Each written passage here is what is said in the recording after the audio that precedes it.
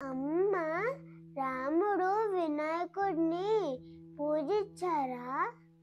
వినాయకుని ప్రస్తావన ఎప్పటి నుంచో ఉంది నాన్న. వినాయకుడు అంటే విఘ్నం లేకుండా చేసేటువంటి వారు కదా. అలాంటి వినాయకుడిని తలుచుకోలేదు అనేటువంటి సందర్భంలోనే క్షీరసాగర మదనం గురించి, పాలవెల్లి గురించినటువంటి ఎన్నో మాటలు వస్తూ ఉంటాయి, ఎన్నో కథలు వింటూ ఉంటాం కదా. అటువంటిది రాముడు తలుచుకోకుండా ఉంటాడా అంటే, సీతారాముల కళ్యాణ సమయంలో కూడా శివపార్వతులతో పాటు సాక్షాత్తు విఘ్నేశ్వరుడు వారి కళ్యాణానికి వెళ్ళారు అని చెప్పి కొందరు అంటూ ఉంటారు.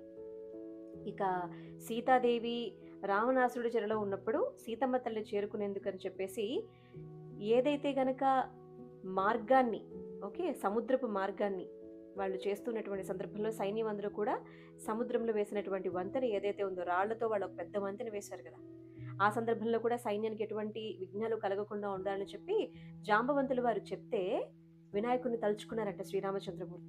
ఇప్పటికీ కూడా అలా వెళ్తున్నటువంటి మార్గంలో అక్కడ ఒక టెంపుల్ మనకి వినాయకుడిది కనిపిస్తూ ఉంటుంది అనమాట. ఓకే, ఇంకొకటి ఏంటి, దీపావళి. దీపావళి అనగానే మనం ఏం చేస్తాం, లక్ష్మీదేవిని పూజించుకుంటూ ఉంటాం కదా. అయితే త్రేతాయుగ కాలంలో లక్ష్మీదేవితో పాటు వినాయకుడిని కూడా పూజించేవారు అని చెప్పి మరి కొంతమంది పెద్దలు చెబుతూ ఉంటారనమాట. అవును, ఇద్దరు శుభాలను ఇస్తారు కాబట్టి. ఇక గణేశుడు, విఘ్నేశ్వరుడు, వినాయకుడు రామాయణ కాలం అంటే ఫస్ట్ గుర్తొచ్చేటువంటి స్టోరీ ఏదన్నా ఉంది అంటే మురుడేశ్వర ఆలయానికి సంబంధించినటువంటి కథ అనమాట కదా. పరమేశ్వరుని కోసం అని చెప్పి రావణాసురుడు తపస్సు చేసి ఆత్మలింగాన్ని మరి వరంగా పొంది దాన్ని పట్టుకొని వెళ్ళిపోతూ ఉంటే, ఒకవేళ రావణాసురుడి చెరలో గనక ఆత్మలింగం ఉంటే ఏమైపోతుందో, ఎటువంటి విపత్తు జరుగుతుందో బాగా తెలుసు కాబట్టి శ్రీ మహావిష్ణువు వెళ్ళి వినాయకునికి చెప్తే వినాయకుల వారు అప్పుడు ఏం చేశారట, ఒక చిన్ని బాలకుని రూపంలో, బ్రాహ్మణ బాలకుని రూపంలో వెళ్ళి అక్కడ ఒక కాపరిగా కనిపించారంట. ఆవుల్ని కాపలా కాస్తూ ఉంటారు కదా, గోవులు కాపరిగా కనిపించారంట. ఈలోగా ఆత్మలింగాన్ని తీసుకుని రావణాసురుడు వారు వెళుతూ ఉన్నారు. అప్పుడు ఏం జరిగింది, సంధ్యా సమయం అయిపోయింది. సంధ్యా సమయం అయిపోతే సంధ్యావందనం చేయాలి కదా. చేయాలి కాబట్టి ఎవరున్నారు ఆత్మలింగాన్ని పట్టుకోవడానికి అని చెప్పి అటు ఇటు చూస్తే అక్కడ ఎవరున్నారు, బాలకుడి రూపంలో వినాయకులు వారు ఉన్నారు. చిన్న ఇలా రా అంటే భయపడిపోయారంట.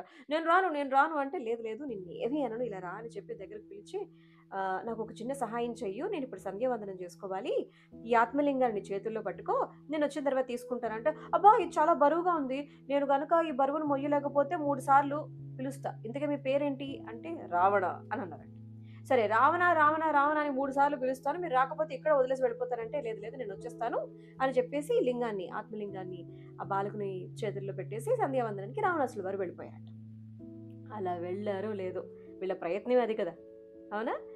అందుకని ఏం చేశారు, వెళ్ళిన వెంటనే ఈయన పిలవడం స్టార్ట్ చేశారు. రావణ అని 3 సార్లు పిలిచి ఆయన పరిగెత్తుకుని వస్తున్న సందర్భంలో కింద పెట్టేస్తారు.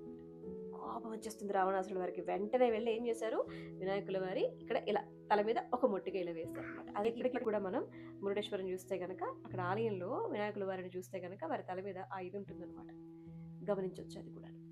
కాబట్టి అలా ఇటువంటి ప్రస్తావన ద్వారా మరి ప్రత్యక్షంగా ఉండకపోయినా కూడా ఏదో ఒక రూపంలో తలుచుకున్నారు అని చెప్పి అంటూ ఉంటారు. ఇంకా తెలుసుగా ఏం చేయాలి, ఈలోగా like, share, comment and first subscribe చేయాలి.